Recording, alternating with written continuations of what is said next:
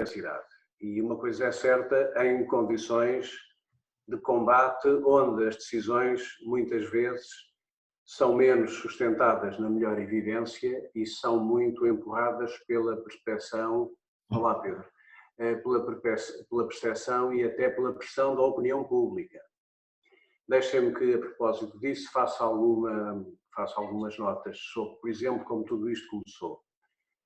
Nós, há cerca de 15 dias, parece já uma eternidade, estávamos a ter uma situação de tensão na comunidade política e na comunidade científica sobre divergências de abordagem relativamente às escolas. Recordam-se todos disso.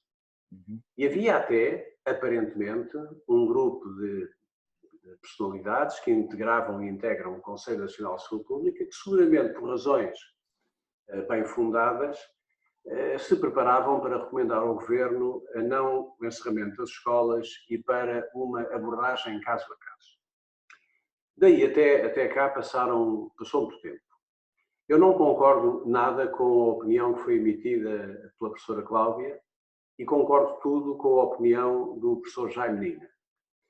Primeiro porque uma situação epidémica tão atípica como aquela que nós vivemos, em que o vírus tem uma capacidade de transmissão na comunidade muito diversa até de outros coronavírus, nós temos que ter presentes a seguinte ideia: não se procura aquilo que não se encontra aquilo que não se procura. E, portanto, se nós não tivermos a capacidade de ter um critério para fazer um mapeamento do risco, não só não percebemos onde o risco verdadeiramente está e até temos a possibilidade de estar a atuar com medidas desproporcionais face àquilo que seria a prioridade do critério. Eu creio que desde o princípio que houve uma hesitação na abordagem da questão dos testes, onde se misturaram aspectos logísticos com aspectos de saúde pública. E agora isso começamos a perceber que efetivamente são problemas diferentes. Uma coisa é eu não poder realizar testes de acordo com as orientações da OMS, e não apenas de acordo com aquilo que os melhores países fizeram, porque custa mesmo no primeiro minuto que nós não fixemos o olhar sobre as melhores práticas dos países que nos antecederam no processo, descontando naturalmente as especificidades demográficas, a própria questão cultural, a organização da sociedade. E nós vimos que os países que se saíram melhor tiveram uma abordagem muito agressiva na realização dos testes. Chegados aqui, nós temos o vírus na comunidade. Temos o vírus na comunidade e, portanto, temos uma dificuldade grande de controlar a sua difusão. Foi fundamental o encerramento das escolas naquela quinta-feira, naquela semana, de há 15 dias atrás. Tem sido fundamental o confinamento e a disciplina que os portugueses têm demonstrado, com, aliás, vantagens sobre outros países, mas eu temo que não chegue ou que não tenha chegado. Porque há uma coisa positiva, até agora nós retardámos o famigerado pico, de que eu não gosto de falar. Temos protegido de alguma forma o Serviço Nacional de Saúde e o Sistema de Saúde e dado tempo para que se adquiram mais equipamentos, se instalem mais camas e se organizem melhor os profissionais. Mas eu faço parte daqueles, e tenho alguma curiosidade até depois do Sr. Pedro entrar na discussão na segunda metade, daqueles que acham, como eu disse há dias na RTP, primeiro que nada está adquirido. Segundo, eu não acredito no platô. Terceiro, eu acho que nós estamos a fazer tudo o que podemos fazer em termos de confinamento, mas tenho muito receio de que não estejamos a fazer tudo o que tem que ver com o mapeamento e a caracterização das cadeias locais de transmissão e dos ciclos de transmissão. Bom, a verdade é esta. Os privados e o setor público e privado têm uma grande dificuldade em encontrar reagentes. E a disponibilidade dos testes tem levado a que hajam hoje em estoque e em espera milhares e milhares de pessoas e milhares de testes a aguardar para ser realizados. Neste contexto, nós temos de definir um critério e o critério vai ter que ser o sintomático, vai ter que ser a pessoa que está em condições de transmitir a doença a outros, com sintomas, mas para concluir esta primeira introdução, também aqui eu temo que não seja suficiente. Porque ainda hoje, à hora do almoço, nós estávamos numa conferência com colegas de diferentes países da Europa e dizia aqui o colega espanhol da Andaluzia que o problema não era tanto o sintomático identificado, era aquele terço que hoje a evidência científica aponta ser real dos assintomáticos, que circulam sem sintomas ou com mild symptoms, quer dizer, com uma sensação muito fugaz de mal-estar e que por isso nem contactam o SNS 24, nem vão ao médico, nem vão, portanto, aos serviços de saúde. Neste momento, para concluir, o confinamento restritivo e as medidas que saíram do decreto do estado de emergência vão nesse sentido e vão no bom sentido relativamente à Páscoa. Eu diria que é o mínimo que nós podemos fazer.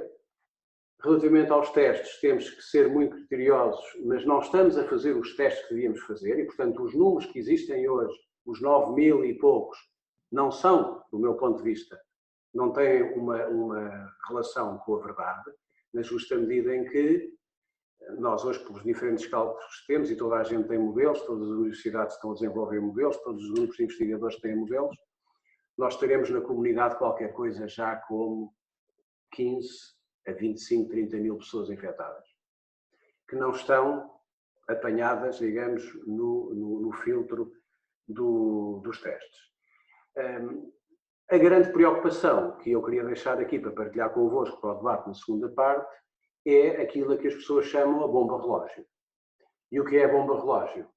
São os 100.000 idosos institucionalizados, onde têm aparecido com bastante frequência focos de infecção e essa área tem que ser prioritária no controle e no controle preventivo, porque se de facto essa área descontrola, teremos uma situação semelhante, não tão grave como Espanha, mas semelhante naquilo que são as consequências sobre o sistema hospitalar e a resposta do tratamento a doentes agudos. Eu acho que o meu tempo era este. Não sei, doutor Pedro... Não, com certeza. Muito obrigado, professor. Eu, ainda antes de passar a palavra ao professor Paulo Santos, eu ia pedir, portanto, às pessoas que entraram já posteriormente a eu ter falado sobre as regras que nós deveríamos seguir durante esta sessão, ia pedir às pessoas que têm o microfone, ainda têm o microfone ligado, ou desligarem, porque depois na segunda parte, então, quando for dada a oportunidade a todos participarmos no debate, serei eu a fazer aqui a gestão de ligar e desligar os microfones.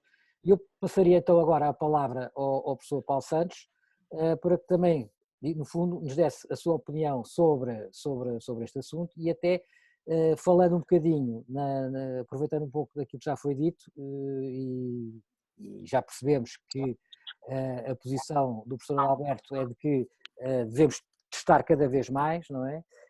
Mas também sabemos que temos condicionalismos, ou seja, não temos testes suficientes para testarmos todas as pessoas. Na sua opinião, professor Paulo Santos, a testarmos e se tivermos condicionalismos, quais são os grupos que, na sua opinião, deveriam ser prioritários? Ora, muito boa noite a todos. Boa noite. Cumprimento naturalmente o Pedro e a Andreia pelo convite que fizeram. Cumprimento também a professora Adalberto Campos Fernandes, que é um prazer partilhar aqui este palco consigo. E cumprimento os restantes 31 elementos que estão, 34 elementos agora participantes que estão aqui no fórum. É muito complicado abordar um teste sem perceber o que é um teste e para que é que ele serve, não é? Porque, na realidade, os testes não existem só por si, os testes existem porque existe uma clínica que o justifica. E a clínica pode ser uma clínica de sintomas ou pode ser uma clínica preventiva. Portanto, podemos introduzir um teste no sentido de perceber se determinada pessoa tem aquela característica que a coloca mais em risco, ou que a coloca numa situação pré-clínica, ou que a coloca numa situação em que a doença ainda não evoluiu o suficiente, mas já está presente, portanto já conseguimos perceber. E neste sentido, o teste tem cabimentos diferentes. Nós usamos muitos testes na prática clínica e usamos muitos testes enquanto médicos. Sim, o que não usamos os testes é desinseridos da pessoa e desinseridos do doente em questão.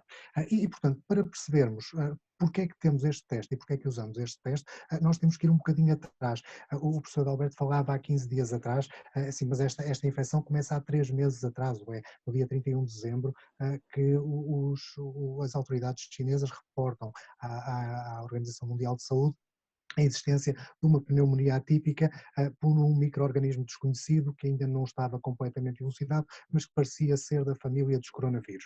É designado como um novo coronavírus, depois vem a evoluir, agora chama-se um SARS-CoV-2 e a doença chama-se Covid-19 e pelo meio já conseguimos fazer um mapeamento genético completo deste coronavírus e conseguimos ter testes tanto do ponto de vista de caracterização do vírus como do ponto de vista de caracterização da resposta da pessoa perante o vírus, portanto, testes que identificam o vírus por um lado e testes que identificam a resposta, os anticorpos que a pessoa vai criar ao vírus por outro. Assim, a decisão técnica não é tão fácil nem tão simples quanto isso e provavelmente este não é o sítio para estarmos a discutir isso. A realidade é que temos testes disponíveis que nos permitem perceber se aquela pessoa que tem sintomas está efetivamente com uma doença chamada Covid-19 ou se eventualmente estará com o rinovírus, com o adenovírus ou com o vírus da gripe, que também são comuns nesta altura do ano, ou se aquela pessoa efetivamente já teve ou ainda não está com sintomas, mas já tem a presença de um vírus, e isto do ponto de vista do ponto de vista do percurso da história natural da própria doença.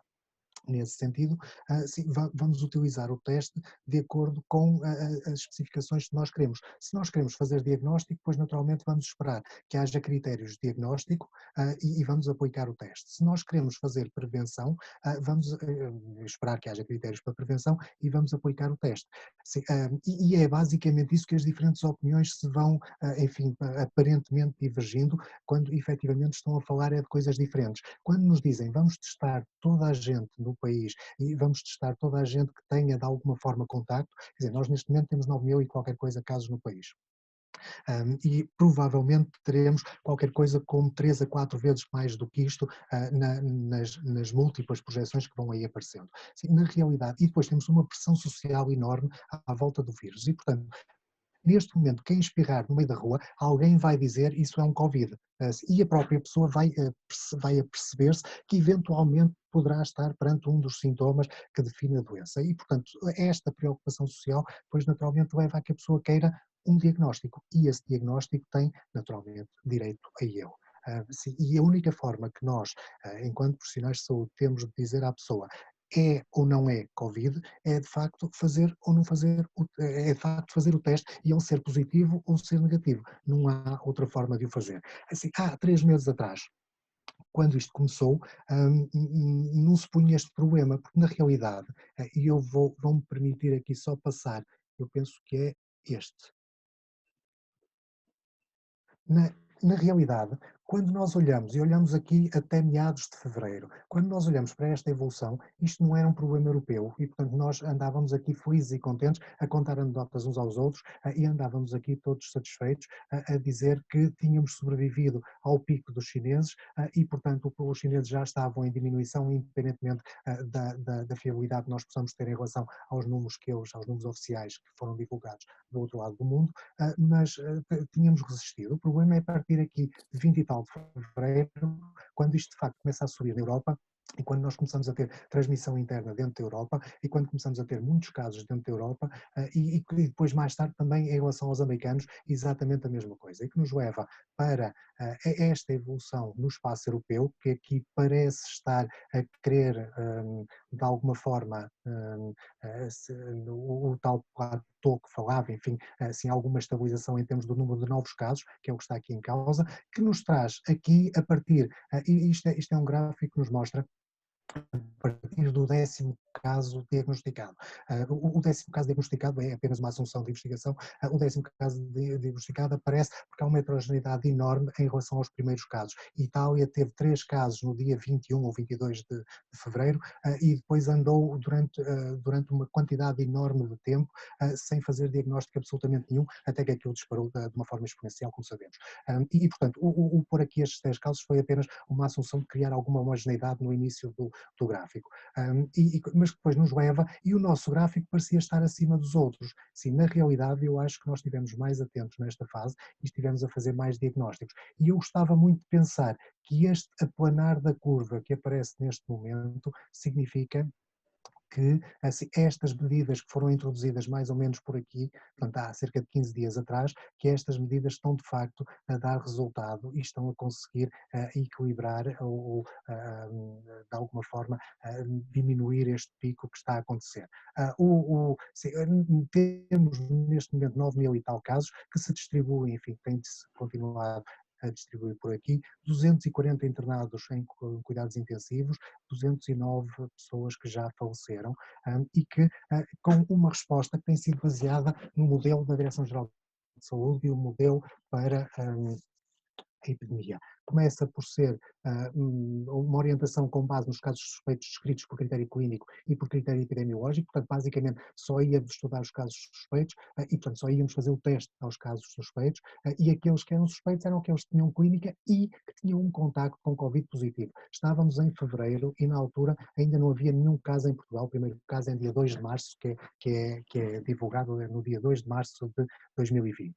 Avançamos depois para uma segunda fase, que é a fase já no início da primeira semana, portanto no dia 9 de março, no final da primeira semana de casos, de reporte de casos em Portugal, em que, além do critério clínico e do critério epidemiológico, neste momento provavelmente já não fazia grande sentido manter a questão do critério epidemiológico, aparece aqui um critério de gravidade, portanto as pessoas que estão internadas e que não têm outro motivo para ter uma pneumonia, pois então teste-se também o coronavírus. Assim, e avançamos para o dia 23 de março, com reporte, portanto, que vai ser depois aplicado a dia 26 de março para a tal a fase de mitigação, em que passamos para o critério clínico. E se passamos para o critério clínico, então toda a gente que tem sintomas respiratórios suspeitos de coronavírus, e neste momento, e dada a pressão social e a pressão mediática que está colocada à volta desta epidemia, eu penso que qualquer pessoa que tenha sintomas respiratórios será, até prova em contrário, considerado como um potencial portador de coronavírus, ou um potencial doente de Covid, então passa para o critério clínico. Mas passar para o critério clínico significa criar instrumentos que permitam passar para o critério clínico, ou seja, que significa que efetivamente os médicos no seu dia-a-dia, na sua atuação, no seu consultório, no centro de saúde, no hospital, seja onde for, têm acesso aos testes para poder dizer aos doentes que sim senhor, você vai fazer um teste. Não faz grande sentido estarmos a dizer aos doentes agora vai para casa e daqui por 5 ou 6 dias ou uma semana será contactado por uns serviços que até nós não sabemos muito bem como é que estão a funcionar e que irão marcar um teste para fazer. Isto não faz grande sentido e isto significa que andamos aqui de alguma forma a tapar o sol com a peneira e, portanto, esta norma 4 de 2020 está com alguma dificuldade na forma de ser aplicada aqui e sabemos em muitas outras áreas também. O outro problema é que isto aqui são três séries de casos, são 3 famílias. A primeira, isto é publicado logo no início, este artigo é publicado em janeiro, logo no início na Lancet, e que reporta a uma família chinesa em que o caso índice, esta família A, o caso índice tem um primeiro contacto com o coronavírus e depois os diferentes casos da família que vão adoecer todos acabam por ter timings diferentes em que isto vai acontecer. E esta é a questão da história natural, uma questão muito importante, é que desde que há o potencial contágio, nós depois vamos ter dias diferentes para aparecer os sintomas. E o mesmo se vê em relação a esta segunda família, que é o caso B. E depois, um outro caso, também publicado na China, este depois aparece como uma letter na JAMA, já publicado em fevereiro, e que nos vem mostrar também uma outra situação, que é, esta é uma rapariga, esta paciente 1, é uma rapariga que viaja do Han para Anyang, uma outra cidade na China. e que vai visitar a família. Começa por visitar estes dois e depois vai acompanhar estes 5 ao hospital à visita a um outro doente familiar também que estava internado. E, portanto, nos primeiros 2 ou 3 dias ela contacta com estes dois, que seriam os pais, não sei se estou a contar bem a história, mas percebia assim, que seriam os pais, e depois o resto da família vai contactar mais tarde e vai acompanhá-los então ao tal familiar que estava internado. Reparem, o primeiro que vai desenvolver sintomas, e esta é a linha dos sintomas, esta linha laranja, o primeiro que vai desenvolver sintomas 4 dias depois é com que ela só teve contacto naquele dia quando foram visitar a família. E ela própria vai fazer este percurso todo, destes dias todos, até que finalmente dá positivo, mas nunca teve sintomas, ou os sintomas que teve foram de tal forma mínimos que ela não os valorizou. E, portanto, temos aqui uma questão em relação primeiro em relação à própria história natural, portanto, as pessoas vão transportar o vírus durante algum tempo sem saber que o têm, e só 2, 3, 5 dias, 15 dias, até 14 dias é que vão desenvolver os sintomas, e temos esta questão também dos doentes assintomáticos. Nós não sabemos quantificar muito bem quantas pessoas é que estão nesta circunstância, porque efetivamente estes doentes são muito complicados, são muito difíceis de identificar, e portanto não sabemos. Agora, efetivamente para conseguirmos criar situações de isolamento efetivo em relação a pessoas que estejam em risco real, ou que sejam altamente suspeitas, ou pelo menos suspeitas, significativamente suspeitas, de serem portadores do coronavírus, e portanto, isolando essas, vamos cortar a cadeia de transmissão e não vamos infectar outras. Sim, nós efetivamente temos que testar. É a única forma que nós temos de fazer isto, é testar. Se é testar toda a gente... Proibido sair do conselho de residência permanente e os aeroportos... Entretanto, começou aqui alguém a falar, mas não era. Eu já desliguei. Pronto. Sim, e temos que testar, e temos que testar, se calhar não temos que testar a população toda, mas temos que testar um bom bocado mais do que efetivamente estamos a conseguir fazer neste momento em Portugal. A outra questão é se temos condições para isso. Sim, bom, e aí temos que ser claros e temos que ser transparentes. Reparem, tanto de um lado do Atlântico como do outro. Deste lado estão as determinações do CDC, deste lado estão as determinações da União Europeia. Sim, e se não conseguimos testar toda a gente, então vamos publicar estas prioridades e vamos explicar às pessoas concretamente, assim, olha, o senhor vai esperar porque não é prioritário, e temos que ser transparentes nisto, e sobretudo não podemos deixar isto cair na decisão clínica, porque na decisão clínica, isso eu tenho defendido muitas vezes, intrinsecamente acho que é assim, na decisão clínica o médico vai defender sempre o seu doente, e o seu doente neste momento é o Sr. Manuel que está ali à sua frente, não é o conjunto dos senhores Manuéis que de alguma forma, seja em termos mais internacionais, seja em termos nacionais da Direção-Geral de Saúde, que permite decidir isso. Portanto, temos que ser muito transparentes, e temos que dizer com muita clareza, assim, olha, há prioridades e os primeiros doentes a ser testados são estes, e os segundos são aqueles, e os outros são aqueles, e portanto neste momento não temos testes, o senhor é uma terceira opção, vai esperar uns dias para poder fazer o seu teste, eventualmente, se ele vier a estar disponível. E penso que nesta fase era, sim, e era por aqui que ficávamos, abrimos o debate, não é? Eu ainda gostava de só colocar depois mais uma questão. Eu pedi ao professor que saísse, que deixasse partilhar a tela, para nós podermos continuar a ver quem está na sessão. E antes de abrir o debate, eu gostava ainda de fazer uma questão mais concreta, ou seja, relativamente às pessoas que devem ser testadas, e partindo do princípio que há uma série de pessoas, nomeadamente os profissionais de saúde, que continuam a trabalhar, as forças de segurança e outras pessoas, nomeadamente os transportadores, todas essas pessoas, as pessoas nos supermercados, portanto, são pessoas que estão todos os dias em contacto com outras pessoas. Faz sentido que essas pessoas... Eu estou a dizer isto porque hoje li um artigo numa revista em que um professor americano defendia que uma das formas de repor a economia, retomar, seria as pessoas começarem a retomar o trabalho o mais cedo possível, mas para, de certa maneira, haver uma proteção, as pessoas que retomavam o trabalho tinham que ser testadas para saber ou se eram imunes ou se não estavam infectadas, e tinham até um certificado para isso. A ideia, não quero entrar por aí, mas a ideia é saber assim, por exemplo, os profissionais de saúde são testados ou seja, são periodicamente testados, porque no fundo se forem contaminados eles próprios são uma fonte de contaminação. As forças de segurança e todas essas pessoas que todos os dias contactam com outras pessoas são ou não são, ou deveriam ou não deveriam ser testadas. Portanto, a minha pergunta seria esta, ou quer para o professor Adalberto ou para o professor Paulo Santos, até podia dar a palavra já ao professor Adalberto, e depois, de uma resposta rápida, então, passaríamos ao debate. Não, rapidamente, eu acompanho o que o professor Paulo Santos disse. Neste momento, não nos resta outro critério que não seja acompanhar as recomendações quer do BCDC, quer da OMS, em termos de definição das prioridades para a realização dos testes. Com pena minha e de muita gente, ter a consciência de que são insuficientes. Nós não estamos a mapear e a caracterizar a realidade como deveríamos estar a fazer. Estamos a caracterizar uma parte da realidade.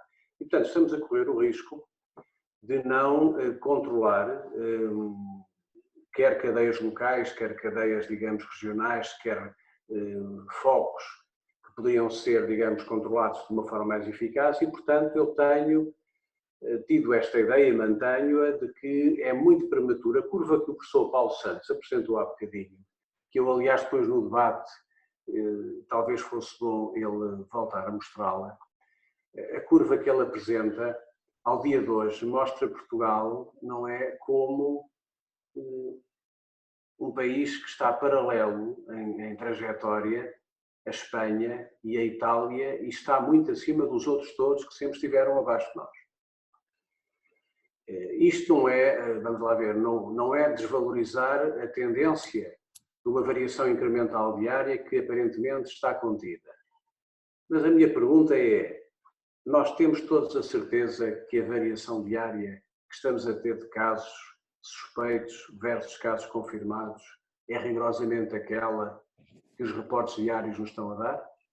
E depois há uma coisa que na estatística e na matemática e na ciência dos dados nós ouvimos dizer muitas vezes, é garbage in, garbage out.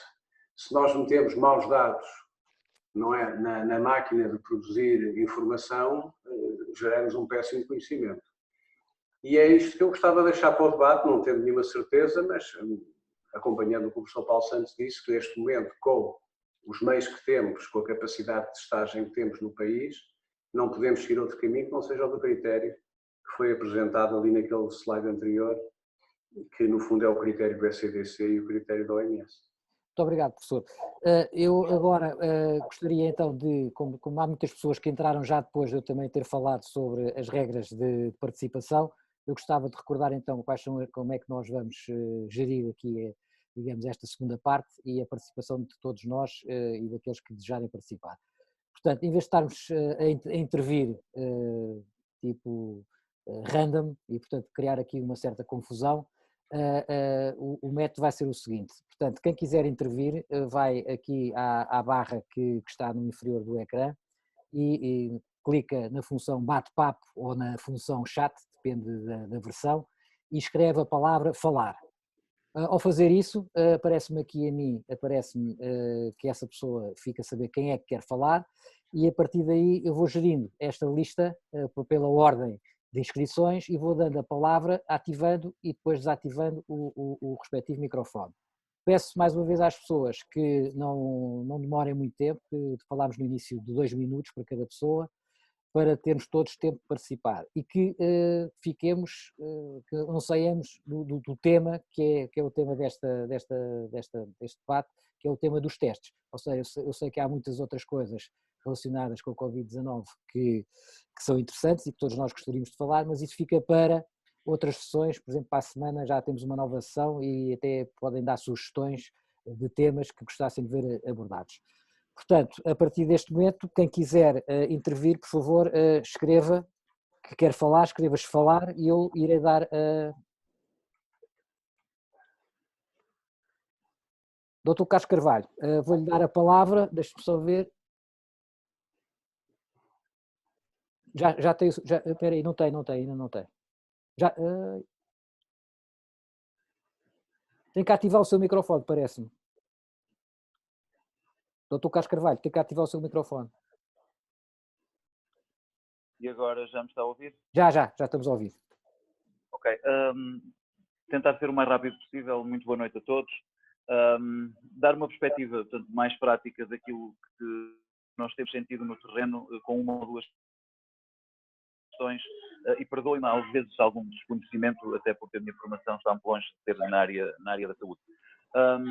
A nossa realidade aqui, no ACES Douro Sul, é que neste momento, tanto o centro de rastreio, que iria ser criado um por cada ACES, foi-nos comunicado, portanto ainda hoje, que seria para iniciar os testes, ainda hoje foi-nos comunicado pelo laboratório que foi convencionado pela ARS Norte, que apenas no final da próxima semana iria ser iniciado esses testes. Portanto, vai um bocadinho de encontro àquilo que quer o Sr. Dr. Adalberto, quer o Sr. Dr. Paulo falaram relativamente à enorme dificuldade que existe naquilo que é a obtenção dos testes. Como é lógico, nós já manifestamos o nosso total repúdio à ARS Norte nesse sentido, mas depois nós temos aqui uma outra situação que depende com isto. Independentemente de eu também concordar de que este constrangimento leva a que nós devamos priorizar os testes para quem realmente tem mais necessidade, mas depois alguma desarticulação que também existe da nossa parte, municípios, que muitas das vezes queremos fazer o melhor, é o recorrer a testes privados que depois levam a que muitas das vezes no município ao lado estejam a fazer testes já privados a uma série de gente e depois ninguém percebe porque é que nós, a nível público do SNS, estamos com essa dificuldade e a nível privado estamos a fazer. E é nesse sentido as questões que eu gostaria de colocar, até porque existem municípios aqui ao lado, e eu ainda hoje estive a falar com um laboratório, no sentido, enquanto Presidente do Conselho da Comunidade, para falar para aquilo que é a realidade do Douro Sul também, no sentido de perceber, os testes são testes ao sangue.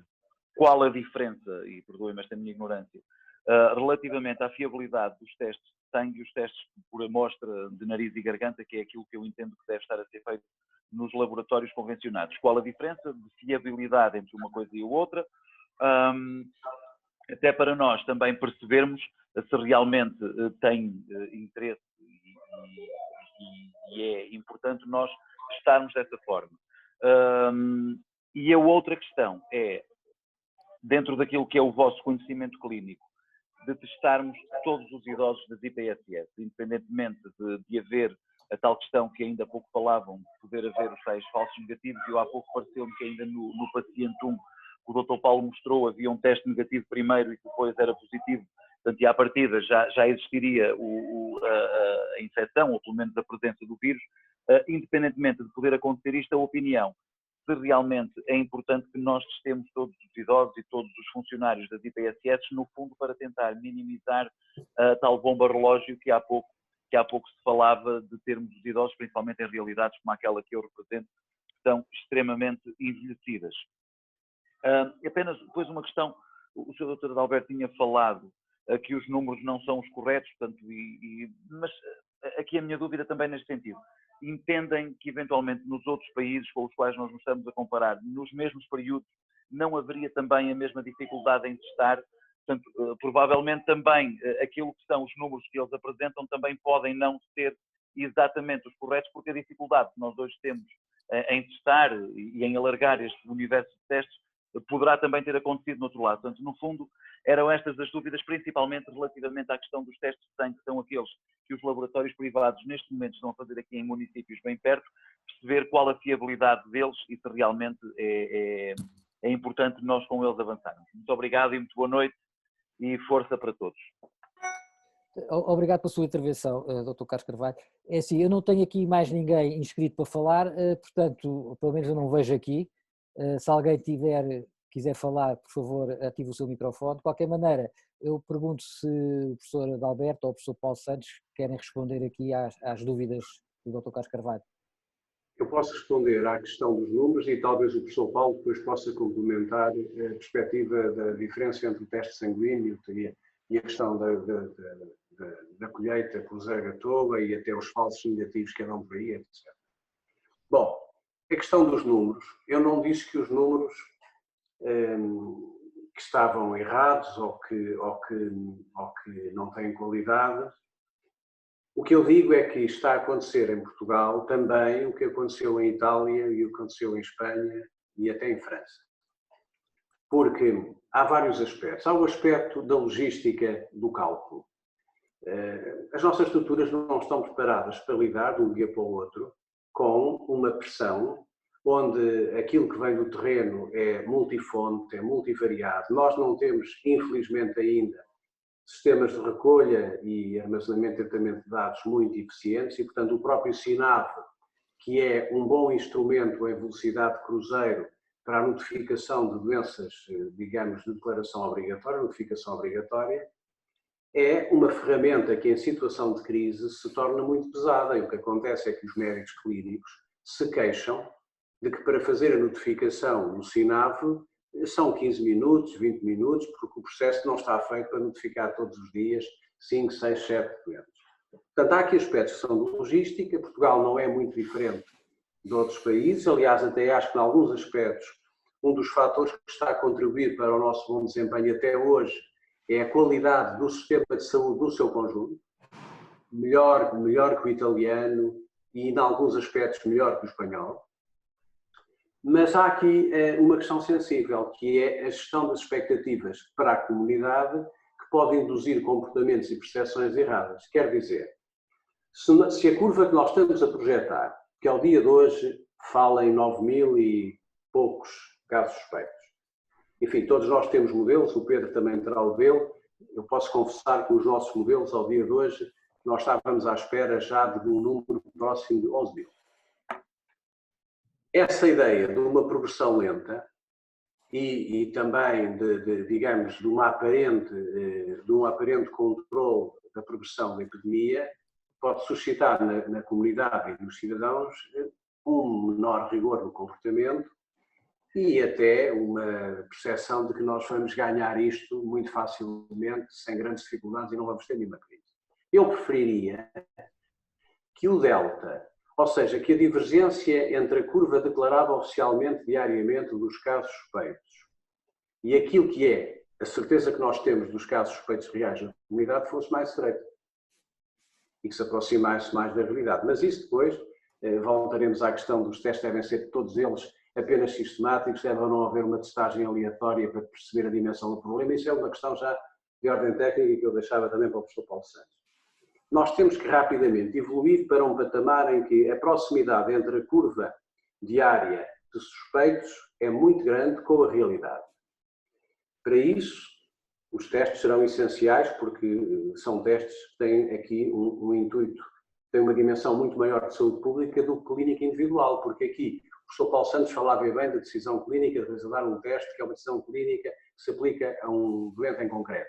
Só que nós estamos num caso em que a situação individual não se esgota nela própria. Nós temos aqui um fenómeno que gera externalidades comunitárias e, portanto, o dano individual numa pessoa não se fica por essa pessoa, mas fica pelo potencial que essa pessoa tem, digamos, de criar dano colateral de outras pessoas e noutros grupos profissionais. Portanto, há aqui o risco associado à externalidade dos efeitos do próprio indivíduo.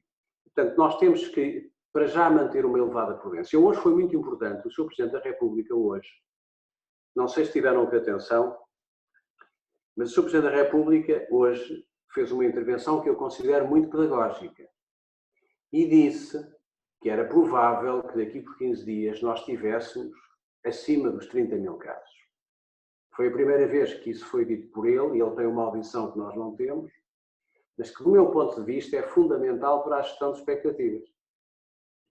E isso será preferível nós estimarmos isso, depois, enfim, no final de abril, maio, estarmos melhor e vencermos o medo de nos equipararmos a Espanha e a Itália, do que estarmos a projetar uma falsa sensação de segurança baseada numa subnotificação real dos casos. E termino com uma coisa que eu tenho dito, e outros têm dito também, nomeadamente na comunidade científica. Eu fazia um apelo muito forte à Direção-Geral de Saúde, que tem feito um trabalho muito competente e muito esforçado, que partilhe a informação e os modelos de análise com a comunidade científica e académica independente que está de fora, para que nós possamos todos perceber melhor e ajudar melhor aquilo que são as tendências futuras e não estarmos todos seguidos à procura de uma verdade ou de várias verdades, quando no fundo a verdade só pode ser uma. Mas eu ficava por aqui e acho que o professor Paulo pode explicar as vantagens comparativas e as diferenças entre o teste feito com colheita sanguínea e feito por colheita de secreções nasais. Muito obrigado. Professor Paulo, Eu pegava exatamente nestas últimas palavras do professor Alberto, deixe-me só pegar nestas últimas palavras. Eu acho que é fundamental estes dados estarem disponíveis para a investigação, estarem disponíveis para a academia, para efetivamente ninguém vai fazer melhor uns que os outros, e às vezes há muito essa conversa, muito essa mania cá em Portugal, mas na realidade não é fazer melhor, é olhar com olhos diferentes e cada um com a sua perspectiva, conseguirmos de facto montar aqui uma visão 360 que nos ajude na decisão, e isso está a faltar, e está a faltar esses dados que estão a demorar tempo demais a chegar à academia. Pedro, peço desculpa, só completar. Não, é que já temos mais uma pessoa que também deseja participar. Eu não sei se já concluiu, professor Paulo. Sim, depois podemos falar mais para a frente do resto. Muito bem. Portanto, então eu passaria agora a palavra ao Dr. Óscar Brito Fernandes, que pediu para falar. Olá, boa noite a todos. Muito gosto de estar neste espaço de debate. Um especial apreço ao Fórum por tomar esta iniciativa que é bastante importante nestes tempos. O professor Adalberto, muito gosto em revê-lo e saber que está bem. Pegou num tema que é bastante sensível e que envolve os sistemas de informação de dados. Sabendo nós que os números que são oficiais e publicados pela DGS, que não dependem da DGS, mas dependem sim de outras fontes, e é muito vinculado nos mídias a esta questão dos dados, que os dados não são os verdadeiros. E existe muita manipulação daquilo que é a informação também que a DGS publica. Isto gera, obviamente, um sentimento de desconfiança nos cidadãos, que é bastante preocupante e que está, em parte, na base depois de muita desinformação que existe no meio. Mas eu creio que só falar sobre os sistemas de gestão da informação e de dados era um outro momento, um outro palco de discussão. Se calhar trazia para a minha questão o tema é testar, mas atualmente assistimos a um movimento que é bastante crescente e especialmente orgânico nas redes sociais, que é o movimento máscaras. Temos a nossa Direção-Geral da Saúde, que segue também as orientações da Organização Mundial da Saúde, que apela que as máscaras sejam utilizadas somente para grupos muito específicos neste momento, mas depois temos outras personalidades em Portugal, mas também personalidades de relevo que estiveram no foco em Wuhan, que dizem que o sucesso deles para conseguirem efetivamente controlar o surto foi o uso obrigatório de máscaras por toda a gente, e fizeram distribuições de milhões de máscaras. Sabemos que este desalinhamento de informação junto do público entre o que é a informação que as nossas autoridades de saúde prestam e aquilo que corre nas redes sociais, que sabemos que existe muita desinformação, isto gera bastante alarmismo nas pessoas. Como é que se pode, de alguma forma, mitigar e este desalinhamento entre esta desinformação ou má informação e aquilo que são as orientações atuais e com base em evidência que as nossas entidades oficiais, neste caso a Direção-Geral da Saúde, pretende emanar? Porque testar toda a gente, claro que não é possível, e mascarar toda a gente também não será possível, como já percebemos pela escassez deste tipo de produtos neste momento no mundo. Muito obrigado. Gostava de responder ou fazer um comentário ao que o nosso colega... Posso? Sim, com certeza. Bom, até porque há aqui um comentário no chat, eu não sei se todos estão também com o olho na tela e outro no chat. Há aqui uma colega de debate, que é a Maria Teresa Neto, que diz que a DGS apenas corrige os dados do SINAB e são esses que são divulgados. Eu não concordo com isto, porque em momento de crise a DGS é a Autoridade Nacional de Saúde, é a Autoridade Nacional dos Dados. E não se pode remeter para uma posição administrativa, defensiva, tipo Calimero, em que they do this to me just because I'm little, but it is an injustice it is. Portanto, eu já referi, já recomendei ao Governo que tem que haver uma Autoridade Nacional sobre os dados e a DGS não tem que mendigar os dados aos hospitais, nem às ARS, seja quem for, tem que dar uma ordem. tem que dar uma ordem para que esses dados sejam feitos em tempo e em condições úteis, e depois não deve ter nenhum problema, como aqui foi referido por outros colegas, em partilhar com a comunidade científica e em chamar até pessoas de fora, do INE, do técnico, das faculdades de medicina, de todo esse lado, porque a humildade, mesmo na área científica, sobretudo na área científica, é um exercício de sabedoria e de competência. Dito isto, a questão das máscaras. Nós temos aqui, neste momento, que ser todos muito coesos e muito unidos, sobretudo em respeito por aquilo que tem sido o comportamento das pessoas portuguesas, são os tipos impecáveis. Há um ou outro que vai para a praia de Carcavelos, há um ou outro que vai para a Costa da Caparica, mas 90% dos portugueses são obedientes. E a questão das máscaras, tal como a questão dos autarcas, o Carlos Carvalho é autarca e sabe, compreenderá o que eu vou dizer, de higienizarem as ruas, fazer a limpeza das ruas. Quer dizer, nós temos tido aqui sempre uma grande dificuldade em acompanhar aquilo que, em precedência nossa, outros países fizeram e com uma comprovação científica de bons resultados. Portanto, terá sido por causa do pecado original de nós termos desvalorizado no fim de dezembro ou no princípio de janeiro a natureza do Covid ou do coronavírus? Pode ter sido por isso, nunca o levámos muito a sério. Mas agora já todos o levamos muito a sério. É por isso que eu acompanho a posição do Conselho das Escolas Médicas Portuguesas. Não sei se o professor Duarte Nuno também conhece esse parecer, que saiu recentemente e que recomenda ativamente a utilização de máscara, em primeiro lugar, para todos os agentes que estão na primeira linha de trabalho nas instituições de saúde, isso é mais do que óbvio há mais de 15 dias, mas também para aquelas pessoas que na rua, por via do seu trabalho, trabalhadores municipais, pessoas que estão a trabalhar nos supermercados, se têm que proteger, não só a eles próprios, mas sobretudo aos outros. E, portanto, essa questão das máscaras também será, do meu ponto de vista, um dogma que, a pouco e pouco, irá cair e irá ser revisto e será apreciado à luz daquilo que foram os resultados. Nós não estamos a falar de países exóticos, porque há também na percepção continental europeia a ideia de que os países orientais são muito exóticos. O país que teve melhores resultados neste processo todo foi o Japão. Tem, aliás, uma tradição cultural de utilização de máscaras, mesmo fora de contextos pandémicos. Mas a Áustria é um país do continente europeu e acabou com a República Checa há pouco tempo de recomendar o uso alargado das máscaras. Portanto, espírito aberto, compreender que nós estamos todos os dias a aprender um pouco com a realidade. Não há nenhum mal em adaptarmos a realidade ao conhecimento externo, vermos o que é que os outros países fizeram de melhor.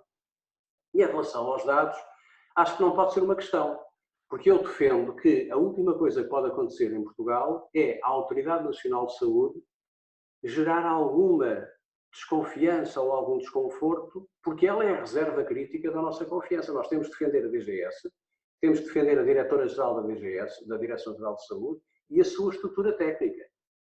Não podemos ter a menor dúvida daquilo que sai nos relatórios diários. Agora, evidentemente que em situação de guerra não se pede licença.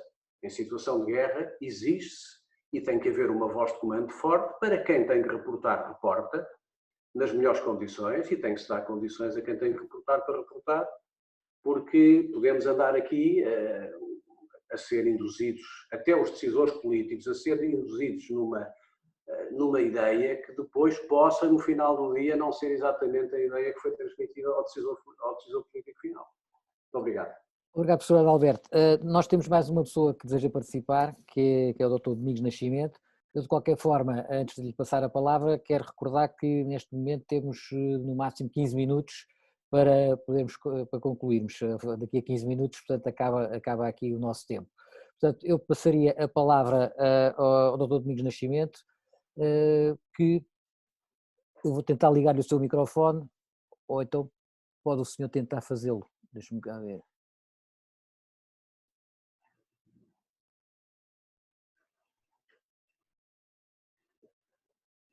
Já está. Já está. Então tem a palavra.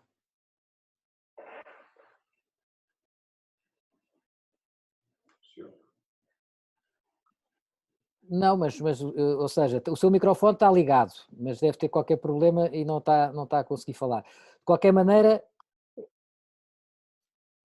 porque eu vejo aqui que o seu microfone está ligado.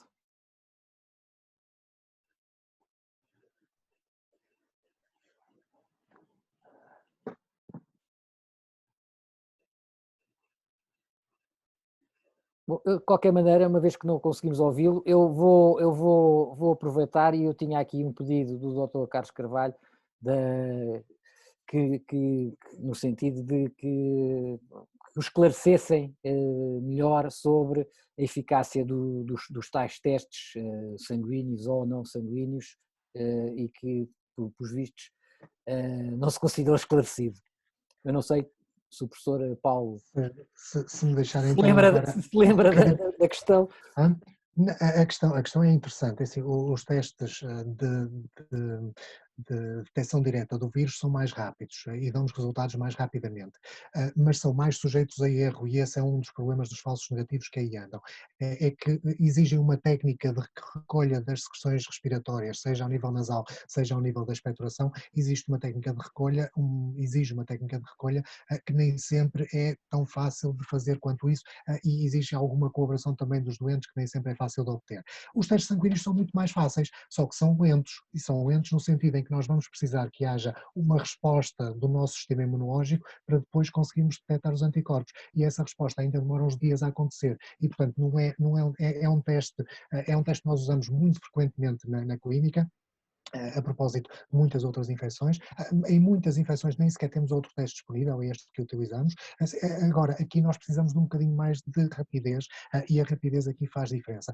E, portanto, os testes sanguíneos acabam por ter este defeito, enfim, este não será um defeito, é uma característica. Acabam por ter esta característica de demorar um bocadinho mais de tempo a dar resultado. E daí que preferimos os testes de detecção direta do vírus, da PCR das secreções respiratórias. Dr. Carlos Carvalho, ficou esclarecido? Então liga o microfone.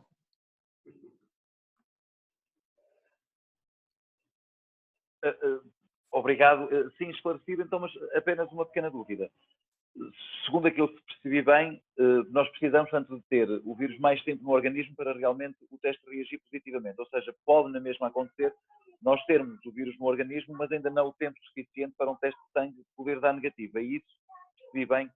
Para o teste de sangue poder dar positivo, exatamente. É isso. Ok. Muito obrigado. Temos mais uma pessoa que deseja participar, a doutora Joana Gomes da Costa. Se puder, ligue o seu microfone e entre, por favor. Olá, boa noite. Eu desde já agradeço a oportunidade de estar aqui presente, e a iniciativa do Fórum 21 realmente foi bastante importante.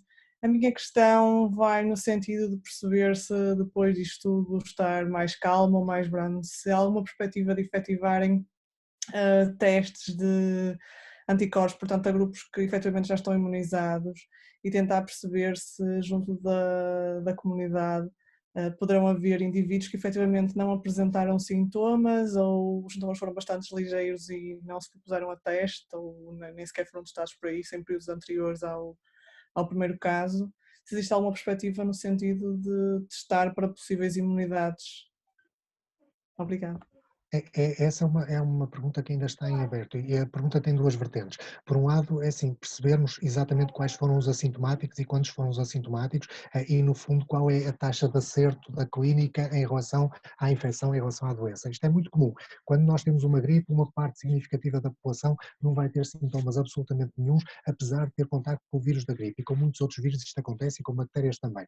E não é grave, nós normalmente vivemos bem com isto. O problema aqui põe-se numa outra questão, que é uma questão que já foi aqui abordada, que é em alguns grupos, sobretudo grupos de risco, vamos ser honestos, nos idosos, é o grande grupo de risco, assim, nos idosos, se um portador assintomático, uma criança que não vai ter sintomas praticamente nenhuns ou serão mínimos, e eventualmente nenhuns até, uma criança que entra em casa e vai dar um beijo ao seu avô, pode infectá-lo, e esse beijo pode matar qual Judas, percebem? E isto de facto por isso foi fundamental fechar as escolas. Assim, as escolas iria ser um ponto de disseminação da infecção, e a infecção estaria neste momento no país inteiro se não tivéssemos fechado as escolas. escolas, portanto aí, honra ao governo que atuou, aliás, até quase contra o parecer dos grupos técnicos na altura. Sim, mas essa é uma questão, e é uma questão importante, percebemos quantos foram os assintomáticos, e a outra questão que está aqui subjacente e tem a ver com a imunidade. Nós também não sabemos exatamente qual é a imunidade que este vírus confere. Nós gostávamos muito de pensar que quem vai ter a infecção fica imunizado e nunca mais tem infecção, tipo varicela. Mas não temos a certeza disso e neste momento ainda não temos dados disponíveis que nos permitam afirmar isto com certeza. Não sei se posso interrompê-lo, peço desculpa. Claro. Porque hoje, numa das notícias, eu não tenho certeza quem é que estava a falar. Se não foi hoje, durante a hora do almoço, foi ontem à noite, eles estavam a falar de efetivamente ser bastante improvável a ocorrência de uma mutação a nível do vírus que pudesse levar a uma incidência, por exemplo, nos meses de inverno seguintes. Eu não sei se tem alguma opinião sobre isso ou se isso será plausível de acontecer, sequer, a curto prazo. De haver uma mutação que no próximo ano venha a dar um novo Sim, o que eles surto estavam a referir era que efetivamente uma espécie de um SARS-CoV 2.1, uma coisa assim nesse género, não é? por exemplo. Isso E possível portanto, é, o que é que a gente vai dizer? Possível é, não é? Assim, se isso vai acontecer ou não. Assim, a questão no próximo ano, neste momento, ainda nem se coloca na possibilidade de haver uma mutação que venha a dar uma estirpe diferente e que fuja. Assim, a questão em relação ao próximo ano coloca-se na velocidade com que vamos conseguir ter uma vacina e coloca-se na quantidade de infecções que vamos ter este ano, nomeadamente nos assintomáticos, e que podem estabelecer uma questão de imunidade de grupo para o próximo ano. Assim, já há muita gente a falar sobre a questão da imunidade de grupo e algumas, enfim, algum discurso que nem se percebe muito bem que raio de imunidade de grupo é que querem criar, mas em relação ao próximo ano, neste momento, coloca-se esta questão: que vacina é que vamos ter, qual é a eficácia dessa vacina, se de facto a vamos ter. Parece que a investigação estará mais ou menos adiantada, e se ao nível da imunidade de grupo, da quantidade de infecções, da quantidade de pessoas que vão estar infectadas este ano, se isso provoca imunidade permanente ou não, e se isto de alguma forma poderá condicionar aquilo que vai ser o padrão epidemiológico do próximo ano. obrigada. Obrigado. Professor Alberto, a última intervenção, estamos mesmo no final. Só para deixar à Joana uma sugestão de leituras atentas e de observação atenta nas próximas semanas. Os temas que vão ser centro do debate científico e político vão ser aquilo que a Alemanha e o Reino Unido estão a discutir entre eles, que é os chamados certificados de imunidade, para libertar as pessoas para a economia em cima de IgGs, portanto, imunoglobulinas específicas que garantam tal imunidade duradoura. É também saber se o vírus, com ou sem mutação, nos vai oferecer, em setembro, outubro, uma segunda vaga. Nessa segunda vaga, qual é a amplitude e o impacto na comunidade, tendo em conta a provável imunidade de grupo e a extensão e a qualidade dessa imunidade de grupo gerada até junho, julho? E, ao mesmo tempo, saber se nós vamos ter este processo a ser encerrado na Europa entre junho e julho, uma pausa e com um número de mortos, apesar de tudo, razoavelmente grande. E a última questão é ver aquilo que tem sido o flic-flac da liderança norte-americana e que chegou a ser um pouco também do Reino Unido, de que estavam-se a preparar para um trade-off, que todos em força, cheios de energia, atrás da imunidade de grupo, trocamos isso por 100 mil, 200 mil mortes ou 300 mil mortes. Quando se aperceberam que as consequências de um shot, digamos, na comunidade aberta, com a difusão maciça do vírus, levaria a uma mortalidade politicamente insuportável, meteram um travão às quatro rodas. O preço que a Europa está a pagar é um preço de reduzir a mortalidade e o impacto nos serviços o mais possível. E o Pedro Pita Barros tem escrito várias coisas no chat que eu recomendo que todos leiam.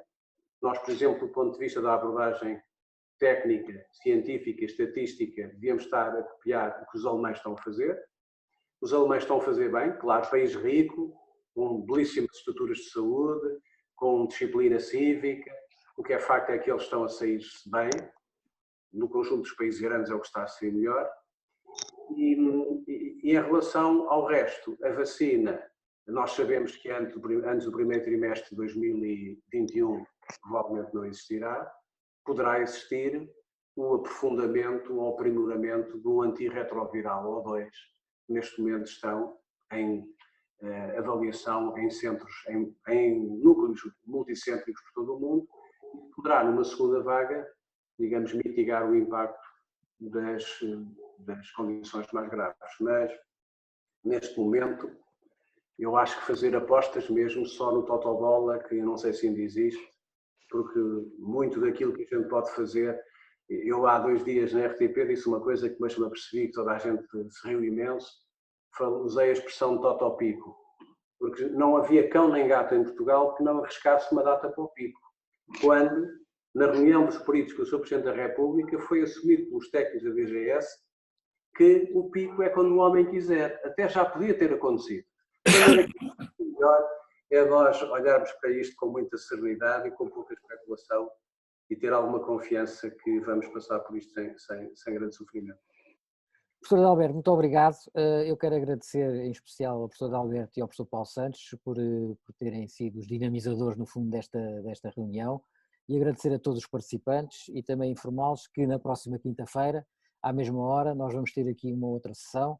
Em princípio, o tema terá a ver com a utilização de máscaras e de luvas, também é outra das questões que preocupa o cidadão comum, porque a nossa ideia aqui é um pouco esta, é esclarecer as pessoas, não é os profissionais de saúde, embora por vezes os profissionais de saúde também precisem ser esclarecidos, mas é o cidadão comum que todos os dias é confrontado com notícias contraditórias, com informações nas redes sociais, nos telejornais e, portanto, precisa de uma informação, ou pelo menos precisa ser esclarecido.